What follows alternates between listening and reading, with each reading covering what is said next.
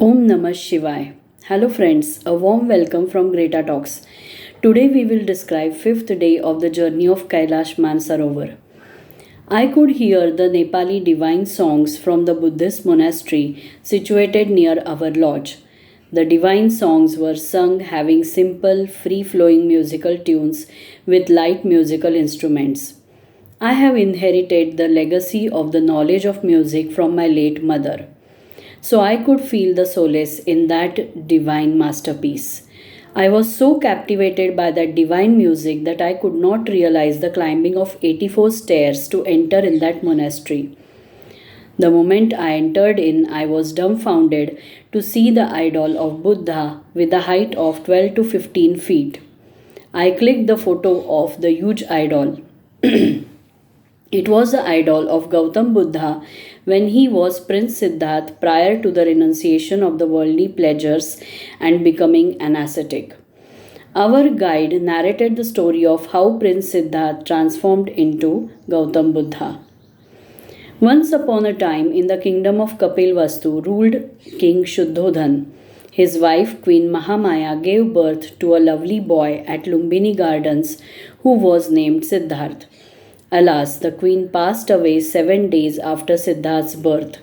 When Siddhartha was growing up, a wise man named Kaladevala informed King Shuddhodhan that his son would see things that would make him unhappy and lead him to escape to the jungle.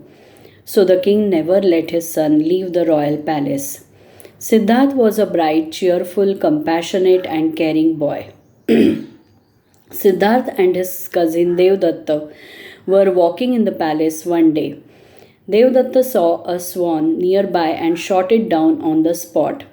Siddhartha was shocked to see the injured bird. He drew the arrow from the bird's body and applied medicinal herbs to the wound. His cousin wanted the bird as he shot him, but Siddhartha did not agree. As a result, the two boys went to court where the wise man said that the bird belonged to the person who saved it and not to the one who tried to take the bird's life. Siddhartha matured into a young man and the king wed him to the beautiful princess Yashodhara. King Shuddhodhan thought that after Siddhartha's marriage he would never leave his home since he had a wife. But Siddhartha felt unhappy inside the palace. The prince urged his servant Channa to take a walk outside the palace one day. On their walk, they met an elderly man with a hunchback. Siddhartha had never encountered an elderly person before. He asked Channa about that man. Channa replied that he was an elderly gentleman and one day they would all become elderly. Then he saw a sick man who was crying in pain. The prince wondered as he had never seen a sick person before and asked Channa why that person was crying. Channa responded that he was unwell and crying due to pain. Then he saw a group of people dragging a dead body. The prince asked Channa about it. Channa explained to the prince that he was seeing a dead person and one day they all would die. Siddhartha knew the king had kept him in the palace to keep him safe from these possible dangers. The prince wondered and asked if they all had to go through that stage of old age, illness, and death, and further asked if they did not have any other option. Then he noticed a man with orange robes, shaved head, and a bowl in his hand. The man appeared to be in a very good mood. He inquired Channa who that man was. Channa replied that that man was a sensible man as he had left everything and gone to the forest to search for happiness. The prince thought about all he had witnessed and decided to leave the palace in search of happiness. One night, while his wife and son were sleeping, Siddhartha secretly left the palace with his devoted servant Channa. They walked together till they reached the Anuma river. The prince removed his royal clothes, handed his clothes and horse to Channa, and ordered him to return to the palace. He shaved his long hair, dressed in an orange robe, and walked out holding a bowl. Siddhartha inquired of each person he met if he knew the route to everlasting happiness, but nobody could answer him. Finally, Siddhartha sat beneath a Bodhi tree, started meditating, and tried to solve the problem independently. His journey came to an end after several years. He was referred as Gautam Buddha, a matured and a knowledgeable man. Cherishing all birds and animals, Buddha treated them with compassion. Siddhartha's jealous cousin Devdatta once dispatched wild elephants to attack Buddha, but the elephants did not harm and knelt down in front of him. Having a huge number of followers, he moved from place to place, sharing his knowledge with his followers and others. Gautam Buddha encouraged that happiness could be achieved by being satisfied with what one had and treating all living beings with kindness. When he returned to Kapilvastu, he was welcomed by the king, his father, his wife, and his son.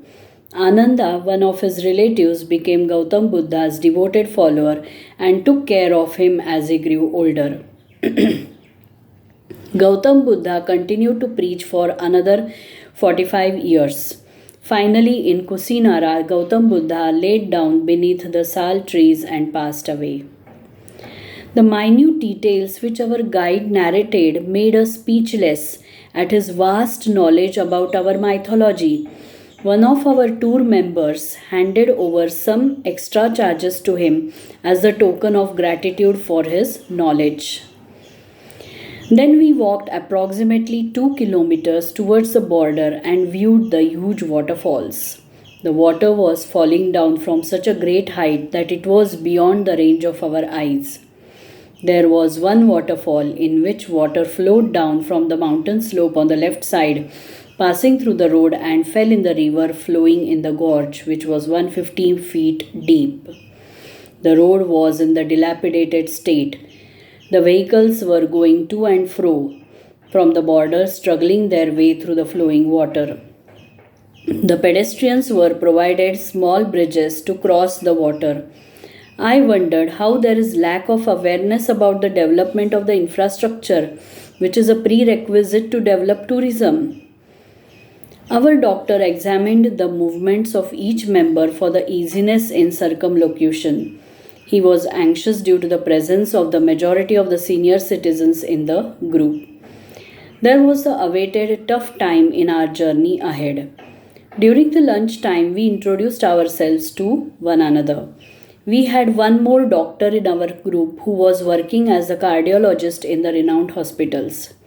His behavior and speech revealed his arrogance and narrow outlook. He treated everyone as trivial people. He was a person who belonged to the age group of 50 to 60 years. He failed to understand the simple caring rules of togetherness, friendship, or living together. He was highly educated but disliked by other group members because of his egotism. He took pleasure in trivial and cunning deeds which annoyed other members in the group. I realized that academic education is not sufficient to develop maturity in any person. The person should have awareness and willingness to absorb the qualities required to become a good human being. His rigid nature might be due to his life within the restricted circle of people with unyielding viewpoints. His behavior showed the ineffectiveness of his life. Thus ended the 5th day of our journey. So friends, let us see the 6th day in the next episode. Till then, thank you and goodbye.